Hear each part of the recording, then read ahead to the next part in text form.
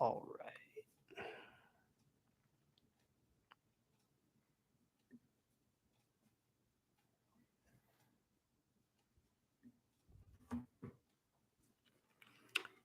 All right, Tony, you ready? We live, baby.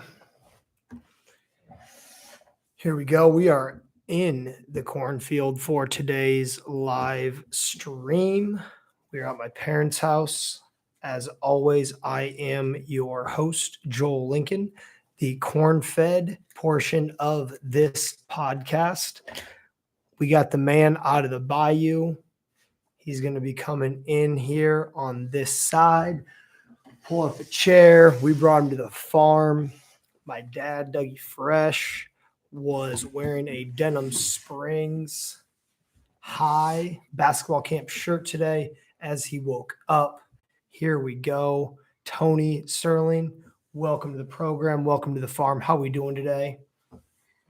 Doing good. Good. This is an omnidirectional microphone, Tony. So all we got to do is talk. It picks up all of it. Absolutely. We got the Yeti. Had this for a little bit, $100 investment here at Game Shot. So we got home about 24 hours ago yesterday afternoon. We just finished up Snow Valley Basketball School for boys session 2. And we had about just under 400 campers, 395 were in the building. And we had almost 70 coaches there. Tony, what were your initial thoughts? Who were some clinicians? And what year? We'll start there. What year Snow Valley was this for you? This was year 11 for me. Really 10, because 2020 they didn't have any camps because of COVID, but guys still connected during that time. It was typical for me, especially, coming to camp where it all started for me, doing other camps and stuff. Pretty much is when I come to the Snow Valley, it's pretty like just refresh my mind. It's pretty much therapeutic when I come here each summer. Yeah, it's kind of, of course you learn new things, you learn how to learn every day, but I'm always at peace. Get refreshed for the season in high school, or just starting school in general in high school. So yeah, absolutely. And it was fun, obviously, to be back and to be where it all started. There's actually a couple coaches that we were talking the night of the social, just how they got involved with Snow Valley. And so, Tony, how did you? And I've got actually a fun story about the camp director, Coach Showalter, how I got started. But Tony, how did you first get connected with Snow Valley? At the time, I was working kids camps at Northwestern State with head coach, Coach Mike McConnell, that I've known for a long time, and Coach Jeff Moore, who I played for in college at Bossier Parish Community College, and they had an assistant on staff. Me and him being the same age, Jacob Spielbauer, whatever. Just one day I was in the coach's office and I asked him about if he knew, this camp called Snow Valley. He was like, "Yeah, man, I was a camper there and work it." He was like, "You want to work?" He was like, I was like, "Okay." So it's kind of crazy, me trying to research the camp before, working camps at Northwestern for a short amount of time. Then just reached out to Coach Show and just went from there. Always more of a family, because we always reach out to each other throughout the year, stuff like that. But always been one of those deals where you never forget where you come from. And me doing all the camps with like Nike and Jordan Brand and other camps that's around the country, it really actually all started at Snow Valley for me. Yeah, and I've got similar. A lot of the things I've been able to do in the game all started. Yeah. So I'm actually back here on the farm, and it's funny you talk about forgetting where, never forgetting where you came from, because we're back at my parents' house. We've got a few-day break in between camps. There's boys session one, like Tony and I we're going to dive into a little bit more. But yeah, how I got started in Snow Valley was my senior year. Coach Showalter coached in my high school conference, and I had been to camp Snow Valley as a camper as well. So I knew a little bit about Coach Showalter and everything. But then when we played Mid Prairie after the game, at that point, I knew I was going to be playing college basketball. I knew I wanted to get into coaching. And so I went with my parents, and funny, they just got home. We went in, I just after the game, before we got on the bus, I just had, Coach told Coach Showalter I wanted to get into coaching, and what advice did he have, or what should I do? And he said, you should come be a counselor at Snow Valley.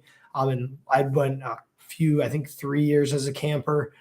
So I was obviously familiar with what it was. And then, started the first year as a counselor, just, airing up basketballs, helping out with, kids waking down oversleeping in the morning.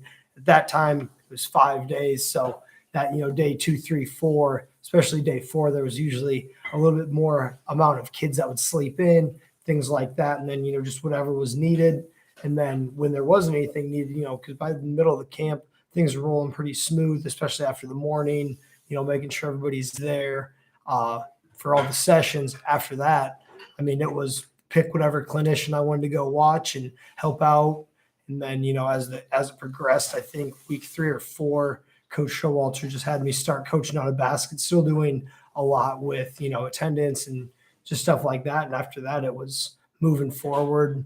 I've coached there now. And actually, it was funny. At first, I started as an assistant for Greg Ferrucci, who, as we both know, is still there, the coach with the pink backpack. Great guy. But yeah, so it's funny how you mentioned family and where things all started, because Coach Ferrucci was there last week. He's going to be back this week, actually out of Rockford, Illinois. And then this year, ironically, speaking of being an assistant coach, I was an assistant for Giacomo Terabini, who is from northern Italy. His English is much better than my Italian. However, his English is not quite as good as my English. So it was fun to help him out. Learned a ton from him just with the way. He really knew the game, and it was I've coached in China, so working through a translator is painful, but similar to my Italian, my Mandarin's even worse. So, just seeing him, and it was awesome to get to know him. We both enjoy hiking and things like that. So we bonded over that. He taught me a few things, what a chalet is. Tony, you know what a chalet is? Or a chalet?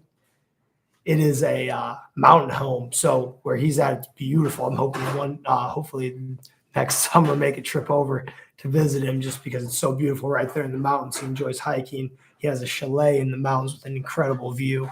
So, Snow Valley obviously has great coaches. And, for me, it's been great to get to know people, not only from across the United States, but internationally as well. Who are some of the international guys or other countries you can remember coaches being from, Tone? Pretty much forgot his name. He was from Spain, I think. Forgot his name. I still keep up with him on Twitter, whatever.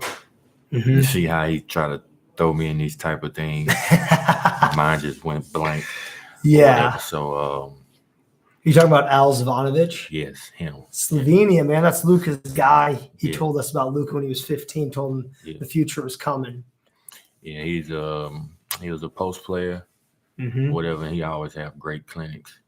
Yeah, he played. He played at Hawaii, and very, very. He's an excellent post coach, and I believe now the reason he can't come out, when I was speaking with Coach Showalter leading up to camp, was he's coaching the professional ranks. So, we miss you, Al, but excited for your success. And William Twig is another international guy that was there this week. This is his 4th or 5th year being there, and he's done great things. And he brought another one of his London Lion coaches. And then obviously domestically, to bring it back to where it all came from with Spielbauer. Ken Spielbauer has been great for me personally, as a PE teacher and somebody that's in front of kids and trying to, providing education along with a little entertainment. A lot of what I've done teaching wise is a lot of, cracking jokes and just being relatable and, humorous with kids. So, but you've stayed with Coach Spielbauer. So what are a couple of Coach Spielbauer stories? He's a very guy. He has no social media, so he will not know this exists at any point. So, Tone, what's a Coach Spielbauer story? Because the first few years before me and you became real good friends, you were going with them back to Wapello, Iowa. Well, he always wanted me to work out his kids. Then he introduced me to Casey's Pizza, probably the most famous gas station pizza in the world, in my opinion. The breakfast pizza is pretty awesome, but in general, it's really good pizza. But he always wanted me to work out his guys, Trent Messner or whatever, which he's playing on the G League team, which my brain has went blank again. I don't know which summer league team he's playing with, but I remember working him out, whatever, and a couple more of his other kids. But best thing about Ken Spielbauer, he just comes up with drills. He'll see you shoot, no play or whatever. He know specifically what to work on. Mm-hmm. So great game. He got a great mind for the game. Actually was a player himself and his two sons, Jake and Davis. I think all three of them are 1,000-point scorers for William Penn University up here. So. Mm-hmm. Yeah, so don't let the appearance and the jokes and everything fool you. He knows the game, can teach it at a very high level, and not only teach it but play it at a high level. And he can definitely still pass it off of his head, off his elbow, behind the back, all that if a kid's dozing off during one of his clinics. So appreciate Coach Spielbauer. And yeah, like I said, we got home yesterday afternoon, and in that time, Tony's been faithfully reading 61 by Chris Paul, talking about the 61 the lessons he learned from his grandfather. And Tone, so what's the backstory of the title of 61? Well, basically, he just honoring his grandfather's. Honoring, that's the year of when his grandfather lost his life, being murdered. Mm-hmm. And how old was CP3 when that happened? He was a senior in college. It was actually after he signed with Wake Forest. Then they went to a preseason game. Then that was the last after that day, that night. That was the last time he seen him alive, whatever. But he basically just dedicated pretty much his whole life to his grandpa after that. Just how not with basketball, but just how his grandfather helped a lot of people in the community. Because he owned the gas station, whatever, fixed cars, changed oil, inspection stickers, stuff like that. And pretty much Chris Paul and his brother CJ grew up there, which I had, had the privilege of getting to meet both of those guys and getting to know some of the family members through the camps that I work and stuff like that with them. And great people, great family people. And if I can say, if it's a family-oriented AU program out there, it's Team CP3, with John Adams and Steve Shelton running that. And I think Chris, dad and mother, they still involved with it as well. Mm-hmm. But they just don't teach them about basketball, teach them about, life lessons and stuff like that, how to stick together, because, everybody needs help, especially in anything. Most people, he talks about it in the book, some people say they self-made or they got it on their own. That's something. That's not how. It ain't how it is. Nobody. But I actually finished this book today. Pretty good book. Try to really with the NBA players, everybody writing books. I think because of what Kobe did with his book, try to see what made him tick. And Chris Paul talks about, hard work with a little bit of luck. But he always, like I said, from his grandfather working hard like that, that's where he got his work ethic from. and wanted to share that with people that's in the circle and stuff like that. So it's a good book to read. He actually has a chapter about Kobe in his book called The Mamba Mentality, how they were almost teammates. And one thing he pointed out how Kobe was a good catch and shoot type of guy. And that's one thing he was excited about if they got the chance to play together. But Yeah, the history would unfortunately have that one go the other way. But yeah, I think success leaves clues, and there's plenty of clue. Obviously CP3 has been very successful on the court, long career, and will continue to be successful. I'm curious and excited to see how things go in Golden State. Obviously, we're in the NBA offseason now, summer league wrapping up, and then Tony just switched over. Actually, before we move on to the book you just brought out, what other NBA, or I guess what was just your biggest takeaway from the CP3 book when you're moving forward, either as a teacher, son, all that? What's going to be the biggest takeaway you get from reading 61? uh, one thing he said, everybody tick differently, but he said that what those people have in common is tunnel vision, how focused they are to achieve something. Mm-hmm. Okay, He said it so might be different, things that make you tick, but like how much you think about it outside of working on that craft, in the moment of all that. But like he always said, like the most successful people have tunnel vision of what they want to be successful about. excellent. And one last question now before we move on to the next book we're going to be discussing is, what other NBA players' books have you read?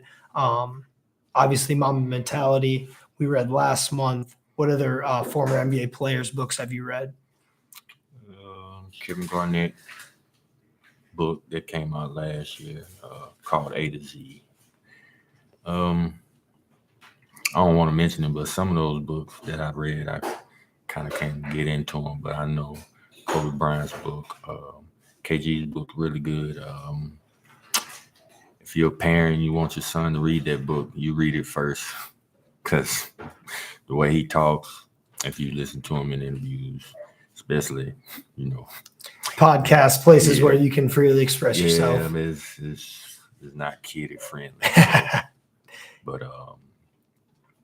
other than that, it's been really 3 books that I've read. Michael Jordan's book, that's from a while back, which everybody know his story. But you don't even have to read a book about his story. You get bits and pieces, and by the time you read the book, be like, okay, I already knew that. But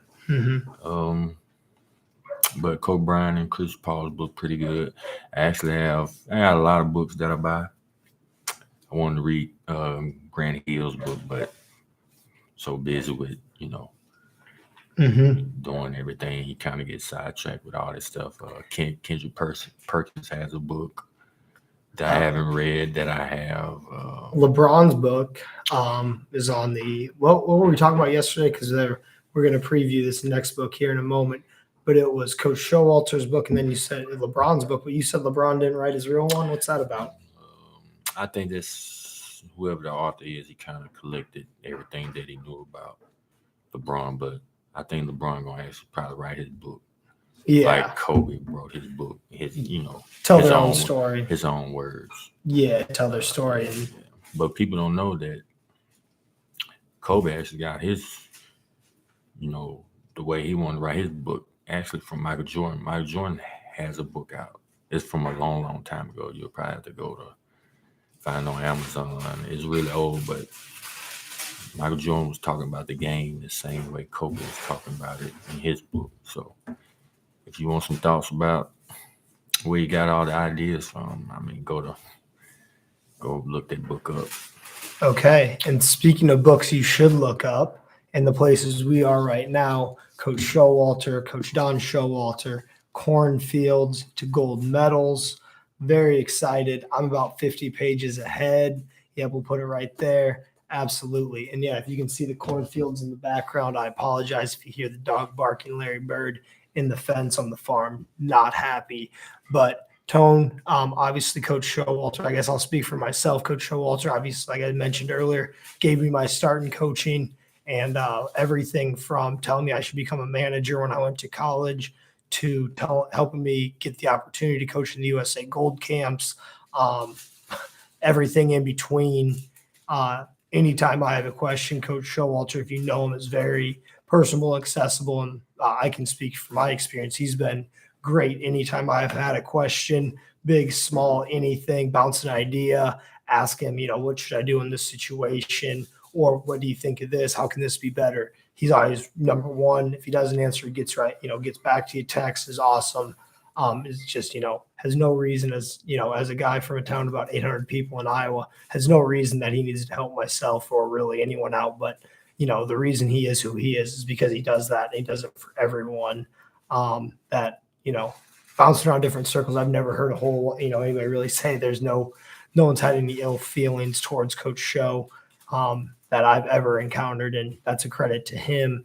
And, I'm about 50 pages in reading about his early stories. Tone, but what's a Coach Showalter story you have from one of the camps or sometime you had or something you're looking forward to with the book? Man, he the same every time you see him.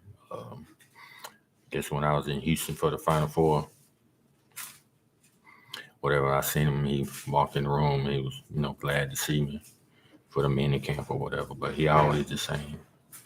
And like Joe was saying, if he texts, he gonna get right back to you. Even like with emails, I think he responds to everybody email possible. He might have 1,000 emails, might not respond right then and there, but he gonna get back to you. But pretty much he like you have mentors in your life, but like he's a close mentor to me, but I think he's like kind of an outside mentor if you needed questions or anything, or whatever, he gonna get back to you. But I guess it's the same way he was working hard through coaching, meeting different people. It's kind of like he got the blueprint of how to do it, but he wants you to see it for yourself, have your own experiences, stuff like that. Kind of how not on a spiritual perspective when you're trying to ask God to lead you in the right direction or whatever. God don't really give you the straight path of doing everything. It's kind of how Coach Show is. He try to give you ideas and advice about what to do. So. Yeah, and I think you hit it nail right on the head when you say it's the same. Whether it's how he acted and acts the entire time, he's the same guy. I saw him at the NBA academies a week ago before Snow Valley. Walked in, big smile, excited to see me, and then same thing when he walks into the meeting day one of Snow Valley. Same exact thing, just excited to be there, excited to be and excited just to be around the game and talks to everybody. He has the amazing ability that no matter who he's talking to or interacting with, he makes you feel like you're the most heard person, makes time for it. It has just been great. So, Coach Show, I'm just a quick, I started reading it this morning. I fell asleep for full transparency about 8:30 last night. I couldn't even make the full drive home from Snow Valley, had to pull off. Tone and I in the car, take a quick 20-minute nap, and then drove the rest of the way home. So got on that, started reading it this morning, and just as early, obviously this is going to come as a surprise to no one, but he started working camps and worked his way up, and then I didn't know he goes into his college career, and then his first 3 years of coaching, he didn't have a winning record. That he was actually hired back near where Wellman, where he's from. But even just like in high school, I didn't know he transferred.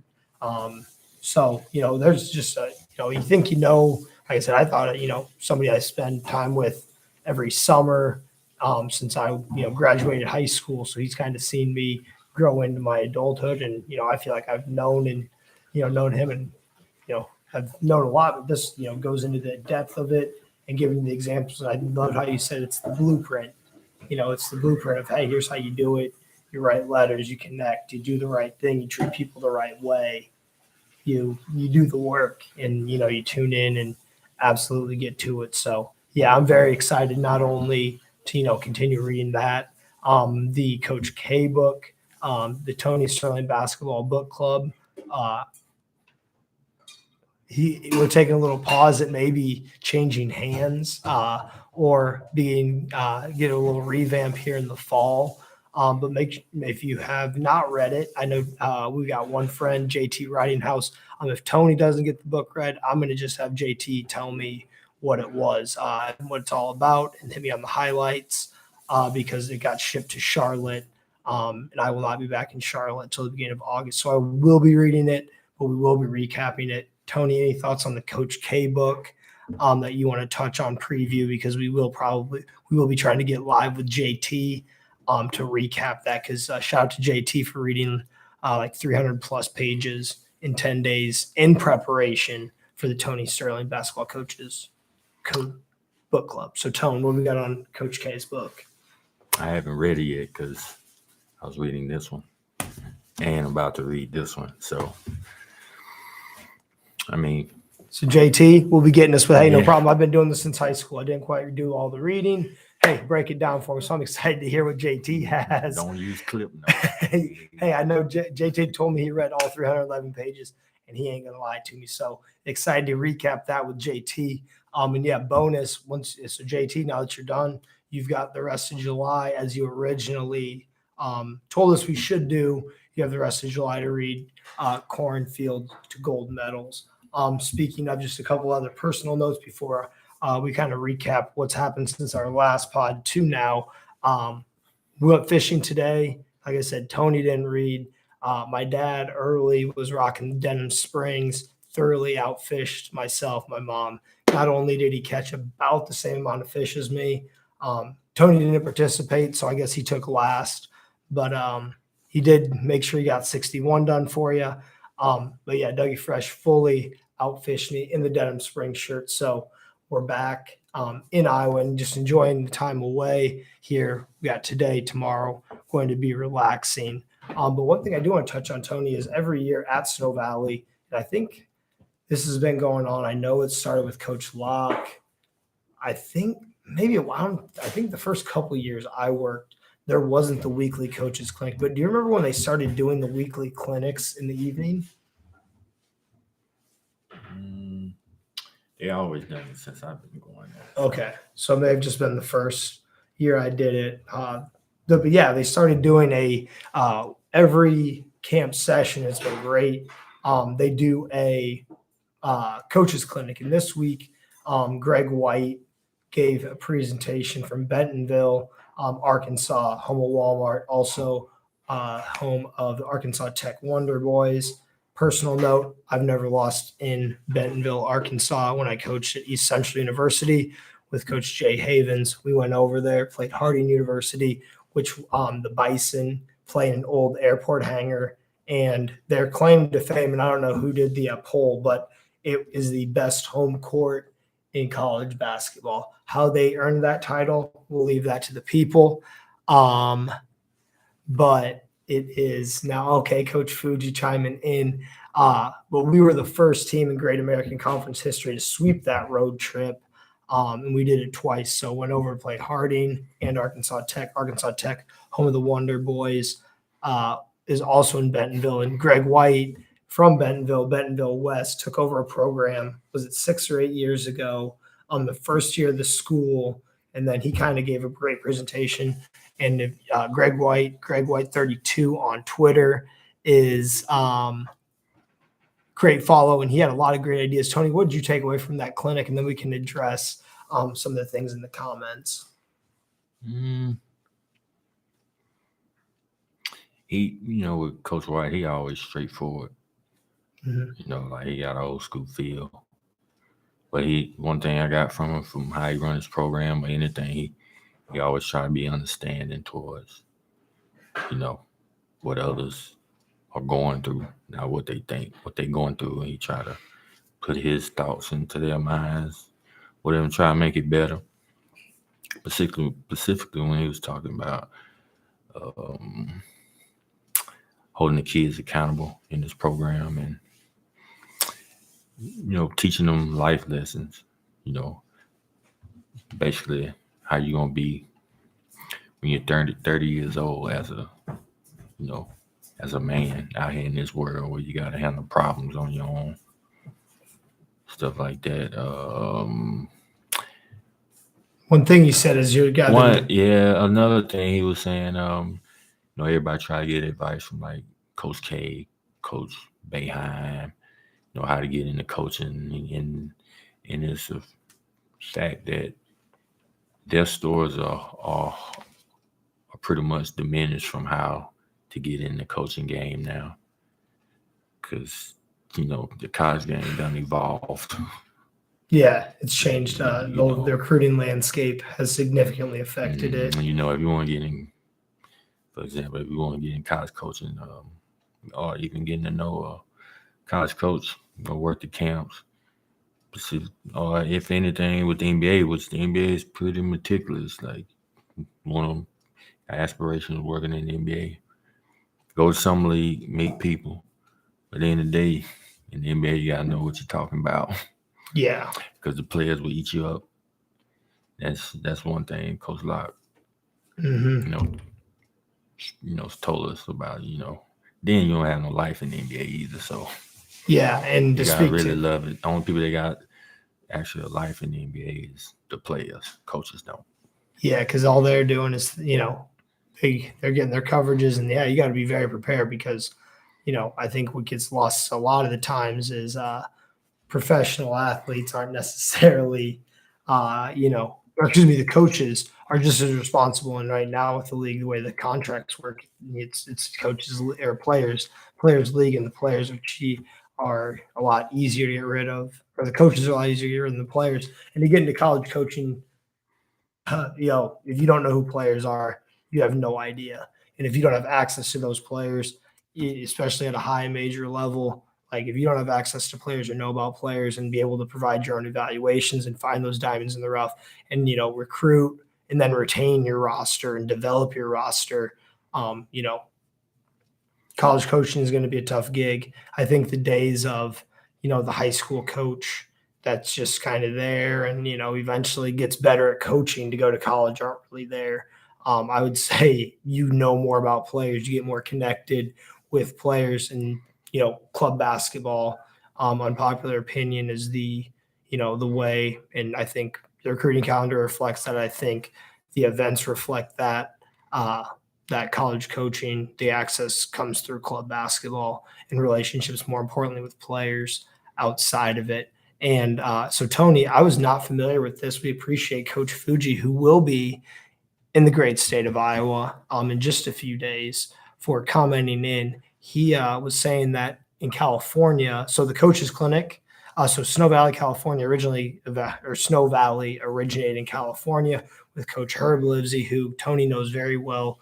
And he was actually at the boys session 1 at the end of June, just won an NBA ring as a scout for the Denver Nuggets. He was the originator of the camp. And Tony, can you kind of elaborate on the story of Snow Valley specifically up to this point? And then we'll bounce back to the coaches clinics at lunch, because I'm curious about how that went. I was working Snow Valley, Iowa before I worked the California one with the original guys. So I think it was 2016. 2016, I worked however many camps I worked out here in Iowa. Then I flew to California to work Snow Valley, California. Actually, that's where I met Fuji at, and Steve Middleton, Coach Carlton, all those guys or whatever. And I remember they had a little coaching clinic. It was like around lunchtime, like in Snow Valley, Iowa. They have coaching clinic as soon as the camp over with at like 10 at night or whatever. But it was pretty good. Mm-hmm. And then, so what was the lunch? Who did you hear speak? Because you went out there just 1 year. 1 year. And who was the lunchtime presenters Coach for? Severance, which both of us, he's with the Clippers for a He's long time. retired. He's just doing Yeah, Gym Rat yeah. now. Check him out. Great resources. Gym Yeah. Rat with a J.com. Yeah, I was actually emailing him. Never got to meet him, but I was actually emailing him back and forth. He's a big LSU, football fan. He want to actually come to a game. That's like one of his bucket list deals. So since he was retired, he probably come down for a game. Hey, I've been trying to get down to a game. Here's what Tony does. He tells you, come on down for a game. So he told me to come down to a game. This is probably going on like 3 or 4 years. He's like, man, they're trash. It's not going to be fun. Not going to be a game. Overtime game against Alabama. Joey Burrow. Brr. Yeah, Joey Burrow's there. And Tony says, not going to be a good game. So that's what happened there. And then last year, I was supposed to, or 2 years ago, I don't remember who they were playing. Good game, national game. And I'm just a football fan. Iowa State, that's where I go. Brock Purdy for Division I. But Northwest Missouri State, their football team won national championship while I was there. But I'm not a huge I'm an experienced guy, and the experience at the LSU game, maybe one day I'll actually get to experience it, does look electric. And last year I was supposed to go, and then Tony decided to go to a Made Hoops event, and that was the Florida game that I think went into double or triple overtime. And he also told me that game would be a bad game, and it wouldn't be fun to be there. So Tony, when Coach Severance is going, just make sure, because I know you'll make sure when Sev's there, actually stay there, and we can go, whether the game's trash or not. I just want to check it all out where the, check it out. I was there last summer when I was in Denham Springs. Coach Moore would love to check out a practice, all that. And I know you have plenty of relationships over there, and I'm excited to see what they're doing, because I think, from the practice and from what they're bringing in, man, it's only going to get better. And I know they got certainly the amount of resources to make some things happen at LSU right now. So, Coach Severance, ask Brian Frick. Hey, people know in the Bayou when games are going to be bad. Talking about the atmosphere. We're not talking about the game. Of course, people go to the game. We're talking about the atmosphere, but that's another thing that we talk about. We can get that preview the fall. But yeah, so you heard Coach Dave Severance, man. That's a nice little nugget. I had no idea. So yeah, the coach, just to bounce back, one thing Coach White said a lot. I really enjoyed his presentation. Talked about being open-minded and objective, and just making sure what you're doing makes sense, not just in the moment, but in long term. One thing he said that I really enjoyed was he's an evidence seeker, and just trying to make sure he's doing things the right way, and not just running players because it's this. Well, is that really going to get my point across? And then another thing he said was, he thinks about it probably once or twice a month of how, what if I'm doing this wrong? And that was not only being a coach, but that was being a father and different things. And I think that's just a great question, to get some thoughts going, especially on some reflection. So I really enjoyed it, and different things they do with their program, how they empower their players, and they say figured out a lot. Definitely stimulated some good thoughts, and I thought he had a great presentation. So I'm excited, man, and obviously we're here over the weekend. Maybe bounce out, fish tomorrow, or just relax, a little disc golf. If you can't see in the background, there's nothing but cornfields. So we're gonna be chilling at the crib. It has been beautiful here in Iowa, and I am excited not only get up for session 2, but I did want to recap. Tony, what were you doing leading up to going up to Snow Valley? How'd your summer wrap up with down in there in Denham Springs? What was your focus this June? How do you feel like you guys got better, and how'd you guys wrap up the end of the month? Like I said in the past podcast, we just happy to have everybody there at each practice. This guy late, that guy not coming. We pretty much had everybody show up at each day. So other than that, I usually run, and us having renovations to our football stadium. We got a track now. Then the home side is much bigger, so I started running stadiums or whatever. Then had a couple of players join us, former players as well. Shout out to Jordan Reams. He was at Bossier Parish this past year. TJ McGee. His dad coaches at Live Oak High School. TJ actually plays football for Davidson in North Carolina. His Benefit brother around. Jordan, Christian Pucho, Larry, Gahan, Jermaine. Who else? You got a good little crew out there Yeah, sweating it out. even though some guys didn't show up, every day. So Well, hey, hopefully they're doing it now that you're gone. But I did want to, it's funny you mentioned Davidson because leading up to coming up here, I was in Atlanta helping out with the NBA Academy games, which was essentially an AAU event, an AAU style event for the NBA Academies. They had both academies from Africa, a couple from Latin America, as well as Australia. And then TSF, the Skills Factory, had their post grad team playing in that, which it was pretty good. It was interesting just to see the level in the classification, and there was a couple guys and girls that's like, hey, they definitely have some game. I don't have the booklets in front of me, but I will be, we can share those names. And the only people allowed in it were obviously the players. It was coached by NBA Academy coaches. So networking wise, Coach Matt Blue was very amazing. Just, being open, being a resource. As I spoke with him several times, and he actually had the NBA Academy Blue team, which lost in the championship to the Center of Excellence, which was the Australian team. The Australian team, they have 6'8" guard that, hey, he could go. I don't know if I'm not an NBA scout, but the only other, college coaches were there, NBA scouts, and then people that were working it. They did allow,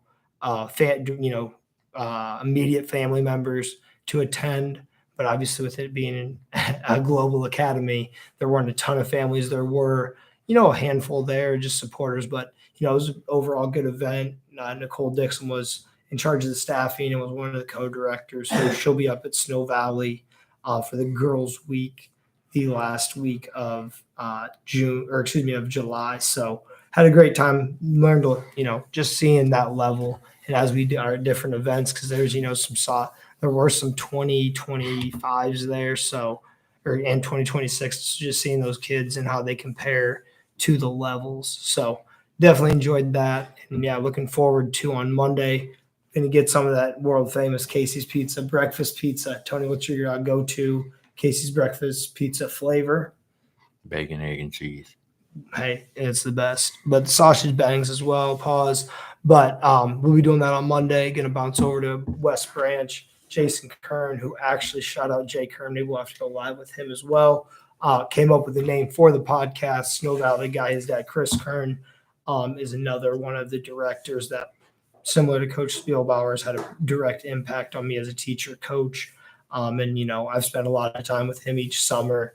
I'm going to be over working with Jason's team on Monday. And then, we're back up Tuesday and then right on up. So appreciate everybody tuning in. We're going to start doing this a little bit more often, especially moving forward. We'll get JT. We'll try to get a little bit more lead up time. I think I tweeted it out like 15 minutes before we went live. Be a friend, tell a friend. Make sure you are subscribing. Tony, what's the little nugget you have for the people before we wrap it up here? Be you.